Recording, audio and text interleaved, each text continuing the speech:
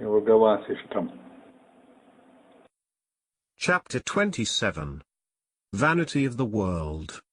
1. Rama said, O sage, this seemingly pleasing but actually unpleasant world has nothing in it that is productive of such a thing as can afford tranquility to the soul. 2. After the playful boyhood is over, the mind wastes itself in the society of women, like the deer fallen in a cavern. Then the body bends down under old age, and the man has only to grieve for his folly. 3. As the body is stricken with the frost of old age, its beauty flies afar from it like the bloom of the fading lotus, and then the fountain of man's worldliness is at once dried up. 4. As the body gets towards its decline, so much doth death rejoice in it. The body grows lean with grey hairs upon the head, just as a creeper fades away with the flowers upon it. 5.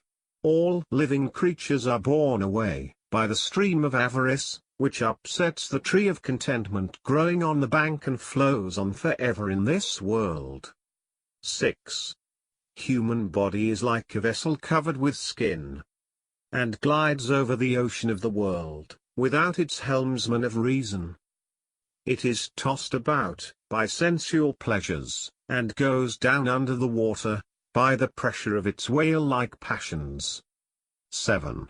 The world is a wilderness, abounding in creepers of avarice and trees of sensuality, with hundreds of desires as their branches. Our minds, like monkeys, pass their time in roving about this forest, without getting the fruits they seek. 8. Those that do not yield to grief in troubles, that are not elated with prosperity, nor smitten at heart by women, are rare in this world. 9. Those who fight boldly in the battlefields and withstand the war elephants, are not so very brave, in my opinion, as those who withstand the surges of the mind amidst the streams of carnal appetites. 10. I see no such deeds in the world which endure to the last, or final emancipation of men. Actions proceeding from a desire of fruition, in fools, serve only for their restlessness on earth. 11. Such men are rare in the world, that have filled the corners of the world with their fame and valor, who have filled their houses with true riches acquired by honest means and an unwavering patience. 12. Good and bad fortune always overtake a man, even if he were living in an aperture of the rock, or within the walls of mountains, or even if he were enclosed within an iron-built closet. 13. Our sons and riches are mere objects of delight to us. It is as erroneous to suppose them to be of any good to us at the end, as to expect any benefit from the decoction of poison. 14. Old people, being reduced to calamitous circumstances at the pitiable state of the decay of their bodies and decline of life, have greatly to be tormented at the thoughts of the impious deeds of their past lives. 15. Men having passed their early days in the gratification of their desires and other worldly pursuits, at the expense of the acts of virtue and piety, are as much troubled with anxieties at the end, that their minds are seized with a tremor, like that of the plumage of a peacock, shaken by the breeze. How then can a man attain to tranquility at any time? 16. Wealth, whether forthcoming or unattainable, whether got by labor or given by fortune, is all as deceitful to the worldly minded as the high waters of rivers, swelling only to subside. 17. That such and such desirable acts are to be done, are the constant thoughts of men, who desire to please their sons and wives, until they are worn out with age, and become crazy in their minds. 18. Like leaves on trees that grow to fall, and falling make room for others to shoot forth, are those men who, devoid of reason, die away daily to be born again. 19. Men having travelled here and there, and far and near, return to their homes, at the end of the day. But none of them can have rest by day or night, except the virtuous few that live by honest dealings. 20. After quelling his enemies, and getting enough of riches in his clutches, the rich man just sits down to enjoy his gains. When death comes upon him, and interrupts his joy. 21. Seeing the vile trash of worldly gains, earned and accumulated by the basest means, to be but transitory, the infatuated mob do not perceive their approaching dissolution. 22. Men loving their own lives, and making mouths at the demise of others, are like a herd of sheep bound to the stake, and staring at the slaughter of their fellows, yet feeding themselves to fall as fattened victims to death. 23. The multitude of people on earth is ever seen to appear in and disappear from it as fast as the passing waves of the sea, but who can tell whence they come and whither they return? 24. Women are as delicate as poisonous creepers, that with their red-petalled lips and garments, and their eyes as busy as fluttering bees, are killers of mankind and stealers of their ravished hearts. 25. Men are as passengers in a procession, repairing from this side and that, to join at the place of their meeting. Such is the delusive union of our wives and friends, here, for our meeting in the next world. 26. As the burning and extinguishing of the lamp depend on the wick and its moistening oil, so does our course in this transitory world depend on our acts and affections only. Nobody knows the true cause of this mysterious existence. 27. The revolution of the world is comparable with that of the potter's wheel, and the floating bubbles of rain water, that appear to be lasting, to the ignorant observer only. 28. The blooming beauty and graces of youth are destined to be snatched away at the approach of old age. The youthful hopes also of men fly at a distance like the bloom of lotus buds in winter. 29. The tree which is ordained to be useful to mankind, by the loads of fruits and flowers that it bears upon its body, is fated also to be hewn down by the cruel axe at last. How, then, can beneficent men expect to avoid the cruel hand of death? 30. Society with relatives is, of all others, as perilous as that of a poisonous plant. It is pleasant for its domestic affections, which are in reality but delusions of the soul. 31. What is that thing in the world which has no fault in it? And what is that which does not afflict or grieve us? What being is born that is not subjected to death, and what are those acts that are free from deceit? 32. Those living a kalpa age are reckoned as short-lived, compared with those living for many kalpas, and they again are so, in respect to Brahma. Hence the parts of time, being all finite, the ideas of their length or shortness are altogether false. 33. Things that are called mountains are made of rocks, those that are called trees are made of wood, and those that are made of flesh are called animals, and man is the best of them. But they are all made of matter, and doomed to death and decay. 34. Many things appear to be endued with intelligence, and the heavenly bodies seem to be full of water. But physicists have found out by analysis that there is no other thing anywhere except minutiae of matter. 35. It is no wonder that this unreal world should appear a miraculous reality to the wise, and seem marvelously striking in the minds of mankind. Since the visions in our dreams also appear so very fascinating to everyone in their state of dreaming. 36. Those that are corrupted in their greediness, after worldly enjoyments, will not even in their old age, receive the sermons on their eternal concerns, which they think to be false chimeras, as those of a flower or a creeper growing in the sky. 37.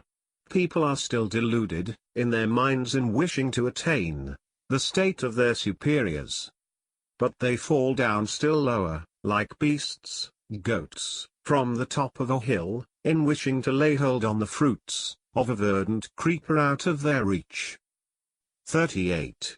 Young men, spending their wealth in personal gratifications, are as useless as plants, growing in the bowels of a deep and inaccessible cavern, which spread their fruits and flowers, leaves and branches and their shades to the use of nobody. 39. Men are found to resemble the black antelopes in their wanderings. Some of them roving about the sweet, soft and beautiful sceneries of the country, and others roaming in sterile tracts, and parts of boundless forests. That is, some living in the society of men, and others as recluses from it. 40. The daily and diversified acts of nature, are all pernicious in their nature. They appear pleasant and ravishing, to the heart for a time, but are attended with pain in the end, and fill the mind of the wise with dismay. 41. Man is addicted to greediness, and is prone to a variety of wicked shifts and plots. A good man is not now to be seen even in a dream, and there is no act which is free from difficulty. I know not how to pass this state of human life. Chapter 28. Mutability of the world. 1. Rama said, whatever we see of all movable or immovable things in this world, they are all as evanescent, as things viewed in a dream. 2. The hollow desert, that appears as the dried bed of a sea today, will be found tomorrow to be a running flood, by the accumulation of rain water in it. 3. What is today a mountain, reaching the sky and with extensive forests on it, is in course of time leveled to the ground, and is afterwards dug into pit. 4. The body, that is clothed today with garments of silk, and decorated with garlands and fragrance, is to be cast away, naked into a ditch tomorrow. 5. What is seen to be a city today, and busy with the bustle of various occupations, passes in course of a few days, into the condition of an uninhabited wilderness. 6. The man, who is very powerful today and presides over principalities, is reduced in a few days, to a heap of ashes. 7. The very forest, which is so formidable today and appears as blue as the azure skies, turns to be a city in the course of time, with its banners hoisted in the air. 8. What is, today, a formidable jungle of thick forests, turns in time to be a tableland as on the Mount Muyu. 9. Water becomes land, and land becomes water. Thus the world composed of wood, grass and water, becomes otherwise with all its contents in course of time. 10. Our boyhood and youth, bodies and possessions, are all but transient things, and they change from one state to another, as the ever-fluctuating waves of the ocean. 11. Our lives in this mortal world are as unsteady as the flame of a lamp placed at the window, and the splendor of all the objects in the three worlds is as flickering as the flashing of the lightning. 12. As a granary, stored with heaps of grains, is exhausted by its continued waste, so is the stock of life, spent away by its repeated respirations. 13.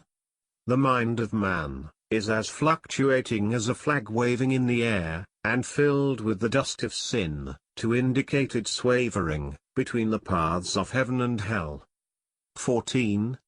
The existence of this delusive world is as the appearance of an actress on the stage, shuffling her vests, as she trudges along, in her dancing. 15. Its scenes are as changeful and fascinating as those of a magic city, and its dealings as bewitching and momentary as the glances of a giggling girl. 16.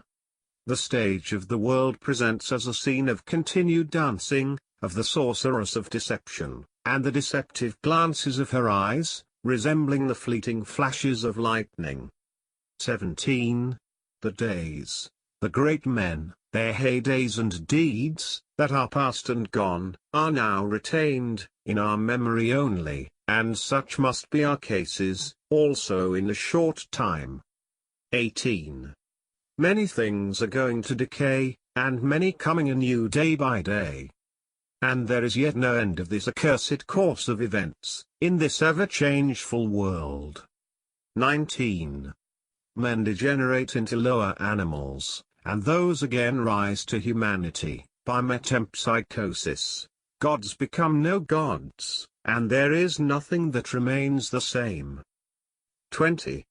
The sun displays everything to light by his rays, and watches over the rotations of days and nights, to witness, like time, the dissolution of all things. 21. The gods, Brahma, Vishnu and Shiva and all material productions, are reduced to nothingness, like the submarine fire, subsiding under the waters of the deep. 22. The heaven, the earth, the air, the sky, the mountains, the rivers, and all the quarters of the globe, are subject to destruction, like the dry fuel by the all-destroying fire of the last day. 23. Riches and relatives, friends, servants and affluence, are of no pleasure to him, who is in constant dread of death. 24. All these are so long delightful, to a sensible man, as the monster of death does not appear before the eye of his mind. 25. We have prosperity at one moment, succeeded by adversity at another.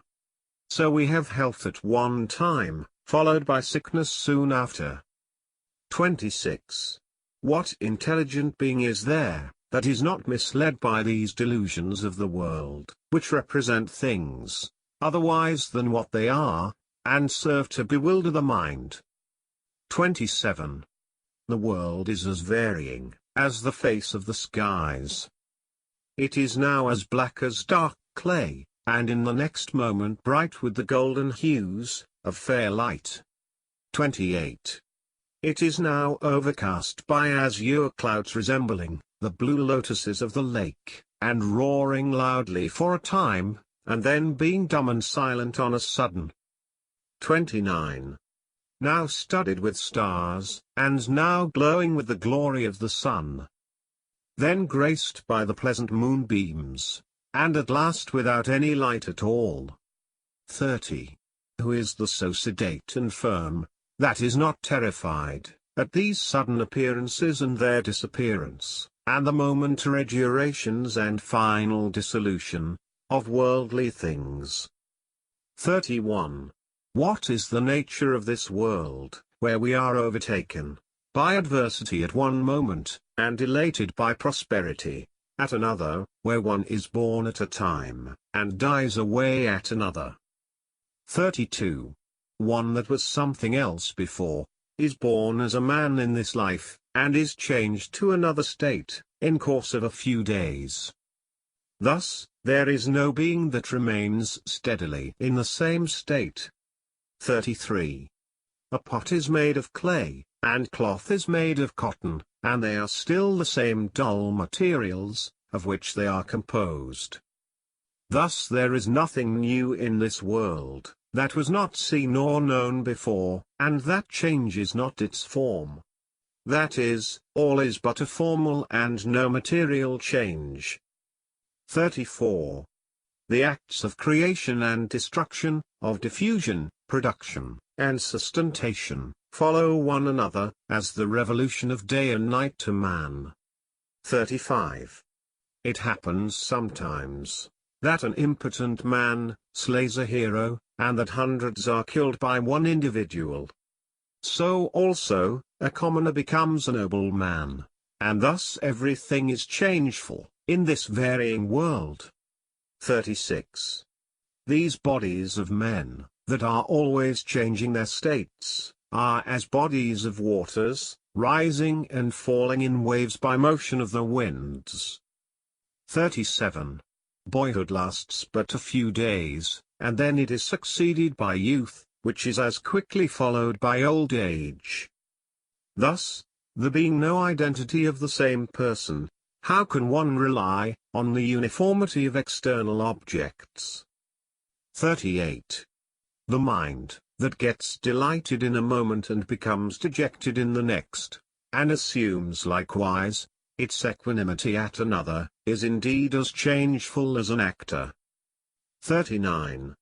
The Creator, who is ever turning one thing into another in his work of creation, is like a child, who makes and breaks his doll without concern.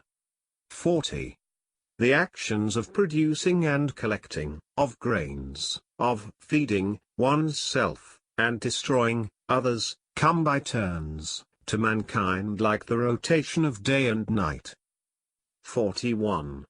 Neither adversity nor prosperity is of long continuance, in the case of worldly people, but they are ever subject to appearance and disappearance, by turns. 42. Time is a skillful player, and plays many parts with ease.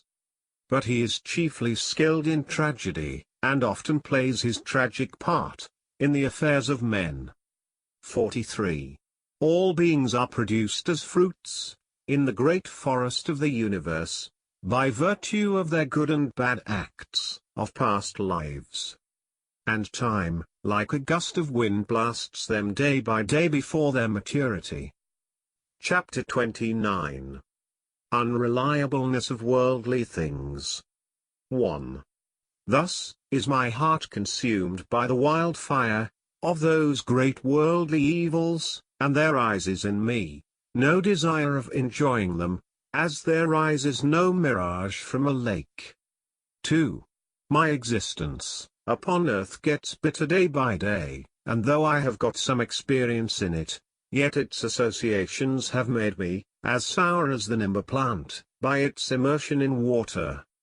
3. I see wickedness on the increase, and righteousness on the decline, in the mind of man, which like the sour carangia, crab, fruit, becomes sourer every day. 4.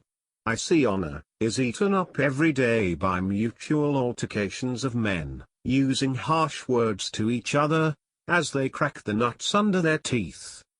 5. Too much eagerness for royalty and worldly enjoyments is equally prejudicial to our welfare. As we lose our future prospects by the former, and our present happiness by the latter. 6. I take no delight in my gardens nor have any pleasure in women. I feel no joy at the prospect of riches, but enjoy my solace in my own heart and mind. 7. Frail are the pleasures of the world, and avarice is altogether intolerable. The bustle of business has broken down my heart, and I know not where to have my tranquility. 8. Neither do I hail death, nor am I in love with my life, but remain as I do, devoid of all anxiety and care. 9.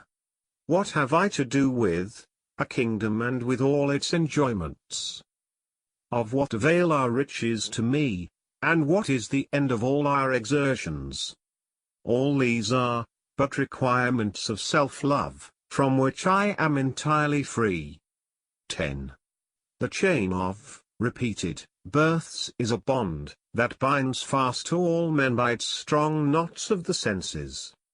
Those striving to break loose from this bondage for their liberation are said to be the best of men. 11. These haughty damsels, whom the god of love employs to ravage the hearts of men, resemble a group of elephants, subverting a lotus bed under their feet. 12. The treatment of the mind, with pure reason being neglected now, in youth, It is hard to heal it afterwards, in age, when it admits of no cure. 13. It is the worldliness of man, that is his true poison, while real poison, is no poison to him. It is the poison of worldliness, which destroys his future life, while real poison is only locally injurious to him, in his present state. 14. Neither pleasure nor pain, nor friends nor relatives, nor even life and death, can enchain, affect, the mind, that has received the light of truth. 15. Teach me, O Brahman, that art the best of the learned in the mysteries of the past and future, teach me so, that I may soon become like one devoid of grief and fear and worldly troubles, and may have the light of truth, beaming upon me. 16. The forest of ignorance, is laid over with the snare of desire, it is full of the thorns of misery, and is the dreadful seat of destruction, and the danger, of repeated births and deaths. 17. I can rather suffer myself, to be put under the jaws of death, with his rows of teeth like saws, but cannot bear the dreadly pains, of worldly cares and anxieties. 18. It is a gloomy error, in this world to think that, I have this and have not the other. It serves to toss about our minds as a gust of wind disperses the dust of the earth. 19. It is the thread of avarice, that links together, all living beings like a chaplet of pearls. The mind, serves to twirl about this chain, but pure consciousness sits quiet to observe its rotation. 20. I, who am devoid of desires, would like to break this ornamental chain of worldliness, hanging about me, as a deadly serpent, in the same manner, as a lion breaks asunder the net, which is laid to ensnare him. 21. Do you now, O most learned sage, scatter the mist, which has overspread the forest of my heart, and the darkness which has overcast my mind, by the light of true knowledge. 22. There are no anxieties, O sage, which cannot be put to an end, by the society of good-minded men. The darkness of night, can be well removed by moonbeams. 23. Life, is as fickle, as a drop of water pending on a mass of clouds, blown away by the winds. Our enjoyments are as unsteady, as the lightning that flickers in the midst of clouds. The pleasures of youth are as slippery as water. With these reflections in my mind, I have subdued them all, under the province of peace and tranquility.